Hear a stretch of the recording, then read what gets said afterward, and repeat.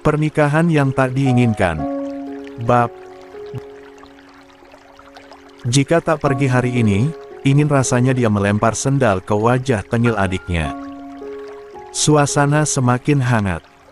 Pak Argatama hanya menggeleng sambil tersenyum mengamati tingkah kedua putranya yang tak pernah lepas dari perdebatan kecil nan kocak. Azarin tersenyum lega, suasana riang pagi itu menghapus canggung yang sempat melanda di kamarnya tadi. Udah, yuk. Keburu telat beneran, sahut Alea sembari membantu Herlina merapikan jilbabnya. Din menggenggam tangan Azarin lebih erat, mencuri pandang ke arah istrinya yang tampak masih malu-malu. "Kamu tenang aja, sayang," bisiknya pelan di telinga Azarin. "Nanti malam kita beneran sahur." Azarin langsung menatapnya tajam meski wajahnya sudah terselubung cadar, namun sorot matanya jelas mengisyaratkan peringatan. "Jangan mulai, Mas. Kalau mulai, nanti aku batalkan semua janjiku," balasnya pelan. 17. Din tertawa kecil, gemas dengan istrinya sendiri. "Baiklah, nanti malam aku tunggu janjimu." Mobil van besar berwarna hitam melaju pelan melewati jalanan Sukabumi yang mulai ramai. Udara pagi terasa segar, matahari bersinar hangat dari balik awan tipis. Di dalam mobil, suasana justru pecah oleh tawa dan canda yang tiada henti. Pak Argatama duduk di depan bersama sopir, sementara kursi-kursi di belakang diisi Din, Azarin, Davian, Alea, Bu Herlina, Bu Mahira, Alina Bibi Siti, suaminya serta anak-anaknya, tidak ketinggalan Bibi Imas, dan pengasuh yang ikut. Din duduk paling pojok, menggenggam tangan Azarin erat, seolah takut istrinya diambil makhluk halus di lampu merah. "Masya Allah, lihat deh, dari tadi tangan gak lepas-lepas. Ujian paling berat memang kalau udah halal, ya," celetuk Davian sembari menggelengkan kepala pura-pura prihatin. "Kayak mau lari aja bininya, Bang." Din melirik ke samping di mana adiknya duduk, dia tersenyum remeh. "Biasa terjadi, yang jomblo akut akan meradang melihat kemesraan saudara sendiri. Makanya, buruan cari jodoh. Biar bisa ikut ngerasain nikmatnya halal."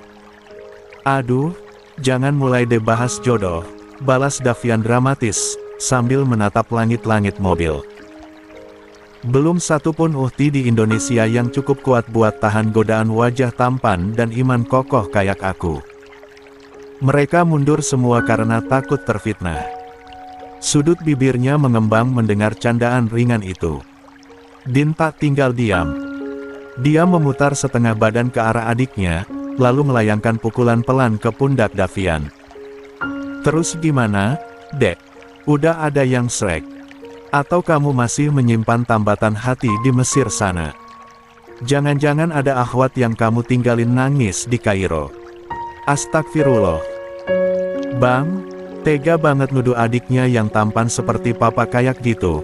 Davian pura-pura menatap langit dan meletakkan tangan di dada. "Aku di sana fokus kulai, mana sempat lirik-lirik uhti." "Alah, gayamu sok menjadi pria idaman," celetuk Din bercanda. "Masa iya tidak ada gadis yang memikat hatimu dua?" Bukan tanpa alasan Din berkata demikian, sebab memang adiknya selama ini tak pernah sama sekali terdengar berpacaran, apalagi dekat dengan seorang gadis, sekalipun dia sering kali bercanda. "Bang, perempuan Mesir ini seolah cantik-cantik. Tapi hatiku tetap untuk uhti Indonesia," jawab Davian tenang. "Kenapa harus cari orang luar, jika yang seperti Mbak Azza saja, abang bisa mendapatkan? Istri abang satu-satunya, Dav. Mau kamu semedi ke Gunung Kidul juga gak bakalan nemu kayak istri abang," seloroh Din yang membuat Davian terkekeh. Sementara Pak Argatama yang duduk di sisi depan hanya menggeleng-geleng sambil tersenyum. "Kalau yang kamu cari cuma wajah cantik, Davian, kamu gak akan pernah puas. Pilih yang bisa meneduhkan hati, bukan sekadar menyejukkan mata. Soal berhijab atau tidak, nanti menjadi tugasmu mendidik istrimu. Siap, Pak. Nasihat akan dibawa kemanapun kakiku melangkah, jawab Davian sambil memberi hormat untuk ayahnya. Sontak saja hal itu, kembali mengundang gawak tawa di mobil, kecuali Alea, dan Bu Herlina yang belum begitu mengerti. Jadi gimana, Dav? Sahut Din tiba-tiba. Kamu sudah kepikiran mau cari jodoh di mana? Din terkekeh kecil di ujung kalimatnya. Sedangkan Davian memutar bola matanya. Kenapa harus nyari sih? Bagaimana kalau jodohku ternyata duduk di mobil ini? Dia terkekeh. Izin sudah dapat. Matanya sekilas mengarah ke bangku belakang, tempat Alea duduk tenang, diam tanpa sepatah kata. Namun Davian cukup bijak untuk tidak menyebutkan nama. Alea hanya menatap keluar jendela, pura-pura tak peduli meski hatinya berdetak tak karuan. Dia berharap. 18. Ibunya tidak mengatakan apapun. Apalagi dia sudah memberitahukan sejak beberapa hari yang lalu, jika dirinya dan Davian hanya teman biasa. Tak ada hubungan apalagi menjadi ayah biologis anaknya. Jangan kelamaan, keburu dilamar orang, ujungnya nyesal, balas Din.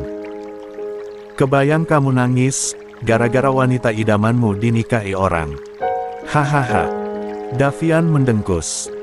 Gak perlu terburu-buru.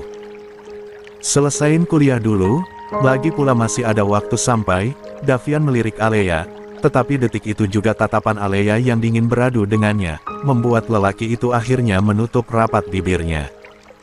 Sampai apa? Alis Din terangkat sebelah. Sampai aku resmi menjadi pewaris papa satu-satunya, seloroh Davian akhirnya, membuat beberapa orang tertawa. Sementara pria parubaya yang duduk di depan, menggeleng melihat tingkah putranya. Setelah hampir 30 menit perjalanan yang hangat dan penuh canda, akhirnya mobil van putih itu berhenti perlahan di halaman panti asuhan Al-Ikhlas. Udara Sukabumi pagi itu terasa lebih sejuk dari biasanya, seperti ikut menyambut acara yang membawa berkah. Di depan panti, sebuah tenda sederhana berdiri dengan anggun. Di bawahnya, terdapat panggung kecil yang didekor dengan balon pastel, dan tulisan di atas banner putih berbunyi, "Berbahagia bersama anak-anak Al-Ikhlas." Tak ada kemewahan mencolok. Semuanya tampak bersahaja. Justru dalam kesederhanaan itulah, suasana syukuran terasa jauh lebih sakral. Tak ada ornamen megah, hanya senyum-senyum tulus dari puluhan anak-anak panti yang duduk bersila di bawah tenda, dengan wajah berbinar penuh harap. Mereka tidak punya orang tua yang bisa merayakan hari-hari istimewa mereka, tapi hari ini, mereka tidak merasa sendiri. Azarin turun dari mobil sambil menggandeng putri kecilnya. Meski sosoknya agak pemalu di hadapan banyak orang, namun wajahnya berubah saat melihat anak-anak itu. Dia seolah merasakan kesejukan. Dengan langkah ringan dan senyum tulus, dia mendekati sekelompok anak perempuan, dan memperkenalkan Alina dengan lembut. "Ini Alina. Mau main sama dia?" bisiknya sambil membungkuk, senyumnya hangat. Anak-anak itu mengangguk ceria, dan dalam sekejap mereka sudah tertawa kecil bersama, memainkan boneka kain dan bola kecil yang dibawa sebagai hadiah. Azarin duduk di tanah beralaskan tikar, tanpa canggung, ikut bernyanyi pelan mengikuti irama permainan anak-anak itu. Sementara itu, di sisi kanan panggung, Herlina duduk di kursi roda, ditemani Alea. Herlina hanya diam, sesekali memandangi anak-anak dengan mata kosong yang sesekali berkaca-kaca. Namun, bukan Herlina yang diam-diam tenggelam dalam pikirannya, melainkan Alea. Perempuan itu menatap adiknya dari kejauhan. Wajahnya menyiratkan kekaguman, sekaligus kesedihan yang dalam. Azarin tampak begitu diterima. Din terus-menerus memperhatikannya dari jauh, seolah takut istrinya lelah. Pak Argatama dan Bu Mahira pun tak berhenti menyapa para tamu dan anak-anak, sesekali menoleh ke Azarin dan melempar senyum bangga. Bahkan Davian yang biasanya usil, tak segan membantu menarikkan tempat duduk bahkan menyorkan air minum untuk Azarin. Alea menunduk. Ada kekosongan yang tak bisa dia abaikan. Sebuah pertanyaan menggantung di benaknya. Kenapa bukan aku? Kenapa aku tak bisa diperlakukan seperti itu? Kapan aku bisa duduk seperti Asa, lalu dirayakan dan diterima seperti itu? Apakah dia harus menjadi Azarin dulu agar bisa mendapat tempat di hati keluarga? Atau memang dirinya tak cukup berharga untuk dirayakan? 19. Namun, sebelum pikirannya melayang lebih jauh, suara mikrofon menggema dari atas panggung. Bismillahirrahmanirrahim. Suara berat nan hangat itu milik Pak Argatama. Semua yang hadir perlahan menoleh ke arah panggung, termasuk Alea yang masih menggenggam tangan ibunya. Sebelum kita memulai acara pengajian dan berbagi bersama anak-anak hebat di sini, ucap Pak Argatama sambil tersenyum, izinkan saya mengucapkan terima kasih dan syukur kepada Allah Subhanahu wa Ta'ala, karena dua perempuan luar biasa dalam keluarga kami sedang mengandung cahaya kehidupan. Beberapa kepala mulai saling melirik, terutama ke arah Azarin dan Alea.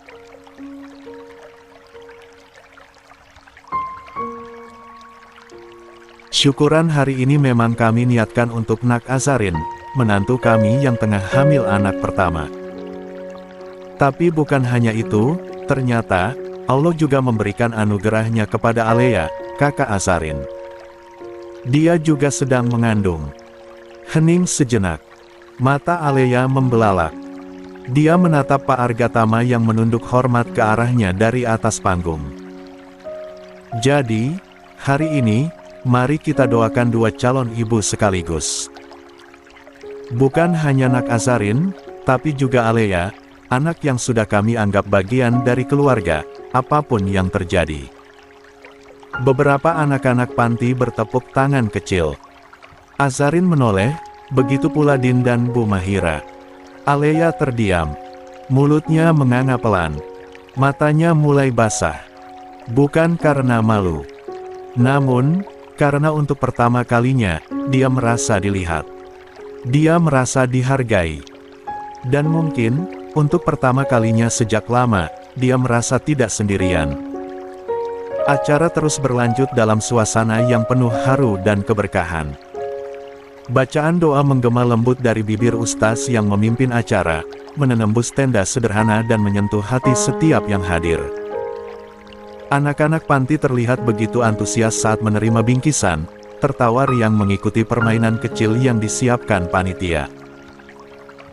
Sementara Azarin duduk bersila bersama anak-anak, tangannya membelai kepala seorang gadis kecil yang tertidur di pangkuannya, raut wajahnya teduh, seperti seorang ibu sejati yang merawat dengan penuh cinta. Alea, yang semula hanya diam mematung, kini ikut duduk di antara keramaian. Tangannya masih menggenggam tangan ibunya, namun senyum kecil mulai tumbuh di wajahnya. Rasa hangat yang sulit dijelaskan merambat dari hatinya ke ujung jemari. Untuk pertama kalinya dalam waktu yang lama, dia merasa diterima, bukan sebagai seseorang dari masa lalu yang kelam, tetapi sebagai bagian dari sebuah keluarga. Di tengah riuh tawa anak-anak panti dan suasana syukuran yang hikmat, Davian menyelinap dari kerumunan. Matanya langsung tertuju pada sosok Alea yang sedang membetulkan selimut di kaki Herlina. Perempuan itu tampak anggun dalam balutan gamis biru tua, wajahnya teduh Neski jelas lelah. Davian menyeringai kecil, lalu mendekat sambil berbisik nyaris nakal. Masya Allah, ibu dari anak-anakku, seloroh Davian. Aku heran deh, kenapa wanita secantik bakal masih aja sendiri. Alea mendengkus, lalu segera duduk sedikit berjarak dengan ibunya. Karena aku gak tertarik dinikahin cuma lewat ucapan bercanda. Jadi stop manggil aku ibu dari anak-anakmu. Kalau Umi dengar lagi, bisa-bisa dia salah paham sama hubungan kita, bisiknya kesal. Namun Davian tidak menyeral. Ia duduk di kursi di sampingnya, menyandarkan sikunya ke paha sambil menatap Alea dari samping. Kalau bercanda ini jadi serius, gimana? Aku siap kok, bawa kamu langsung ke penghulu, asal kamu mau pakai bajunya sekarang juga. 20. Astagfirullah. Alea akhirnya menoleh, menatap tajam. Kalau godain perempuan itu termasuk amal, kamu pasti udah dijamin surga tingkat 7. Davian tertawa kecil, matanya berbinar penuh kelakar. Tapi ada sorot kesungguhan tipis yang tak bisa disembunyikan. Kalau aku harus godain kamu terus sampai kamu sadar aku serius, insya Allah aku istiqamah, Baal. Alea diam. Tatapannya turun ke tanah, entah bingung, geli, atau bimbang. Davian tersenyum lebih lebar, mencuri 1 detik untuk menikmati wajah cantik di sampingnya. Kan gak dosa berharap, bisiknya, lalu bangkit sambil memasukkan tangan ke saku celana. Siapa tahu, candaanku, bisa berlanjut ke stempel halal. Hahaha. Alea refleks membuang muka, kesal dengan candaan Davian yang selalu berhasil membuat wajahnya memerah. Namun, di balik suasana hangat itu, ada yang tak mereka sadari. Tak jauh dari gerbang panti, sebuah mobil hitam terparkir dengan kaca sedikit terbuka. Di balik jendela itu, sepasang mata mengamati dengan tajam. Mata yang menyimpan rasa penasaran, dan sakit hati yang belum usai. Dia memperhatikan satu persatu wajah yang tertawa di balik tenda. Din, Azarin, Pak Argatama, Alea. Matanya menyipit saat melihat Alea duduk di kursi samping lelaki yang cukup asing, tampak lebih tenang daripada terakhir kali dia melihatnya. Kemarahan yang sempat dia pendam seakan mulai naik ke permukaan lagi. 21. Suasana malam itu di ruang tengah rumah terasa hangat, meski udara sedikit dingin menyusup dari celah jendela yang belum sepenuhnya ditutup. Lampu gantung di atas meja kopi memancarkan cahaya kekuningan yang lembut, membalut percakapan mereka dengan nuansa kekeluargaan. Pak Argatama bersandar di sandaran sofa, kakinya disilangkan santai. Di depannya, duduklah Din dan Azarin, berdampingan, di sisi lain ada Davian yang bersandar santai sambil memainkan cincin di jari, sementara Alea duduk diam di sudut, sesekali melirik diam-diam. Jadi, ujar Pak Argatama membuka percakapan, suaranya tenang namun terdengar tegas. Kapan kalian berencana mengadakan resepsi pernikahan? Pertanyaan itu menyentak suasana. Azarin yang tengah membelai tangan ibunya, Bu Herlina, refleks menoleh pada Din. Wajahnya memang tertutup cadar, tetapi sorot matanya tampak kebingungan. Din tersenyum kecil, menyentuh tangan istrinya dengan lembut. Lalu menoleh pada sang ayah. Tidak masalah, Pak. Sebenarnya kami sudah membicarakan ini. Hanya saja, aku ingin menyesuaikan dengan kondisi Asa. Biar bagaimanapun, dia sedang hamil, aku sedikit khawatir kalau harus membuatnya kelelahan. Pak Argatama mengangguk pelan, seulas senyum bijak terlukis di wajahnya. Itu benar. Tapi setidaknya, pernikahan harus tetap diumumkan. Itu bagian dari syariat. Tidak harus megah, tapi harus ada. Azarin yang sejak tadi diam, akhirnya membuka suara. Lembut dan penuh pertimbangan. Aku gak masalah, Pak. Memang seharusnya pernikahan itu diumumkan. Tapi kalaupun ada resepsi, aku ingin yang sederhana saja, lebih ke suasana kekeluargaan. Bukan pesta yang penuh gemerlap, tapi yang terasa hangat dan berkah.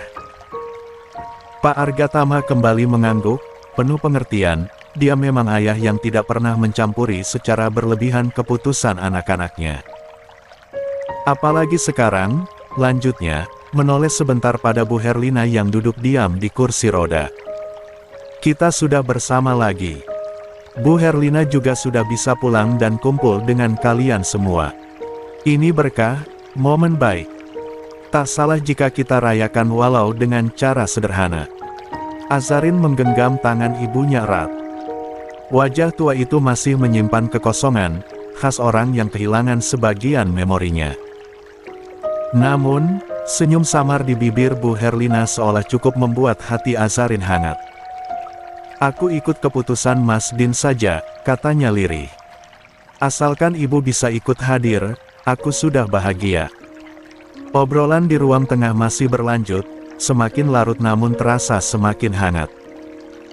Gelak tawa ringan dan canda kecil dari Din dan Davian sesekali mencairkan suasana. Bu Mahira dan Pak Argatama tampak bahagia, duduk berdampingan sambil mengamati anak-anak mereka yang kini tumbuh dewasa dan membina rumah tangga. Namun, di sudut ruangan, Alea duduk dalam diam, punggungnya bersandar pada sofa, matanya menatap kosong ke arah meja di depannya, tetapi pikirannya melayang jauh. Bohong jika dia tidak cemburu, bohong jika dia tidak merasa asing di tengah keluarga yang kini justru tampak begitu sempurna, tanpa dirinya. Azarin duduk di samping Din, dengan tangan yang sesekali disentuh, dengan senyum yang tak pernah hilang meski hanya tersirat di balik cadarnya. Bahkan perhatian Bu Mahira yang tak pernah memudar. 22. Sementara dirinya dibuang oleh suami, dan dianggap beban oleh ibu mertuanya dulu. Dia mengelus perutnya yang mulai membuncit. Seharusnya ini menjadi masa-masa terindah, tetapi yang dia rasakan hanya kehampaan dan pertanyaan, kenapa bukan dia yang diperlakukan seperti Azarin? Apa salahnya? Apa kurangnya? Ada yang...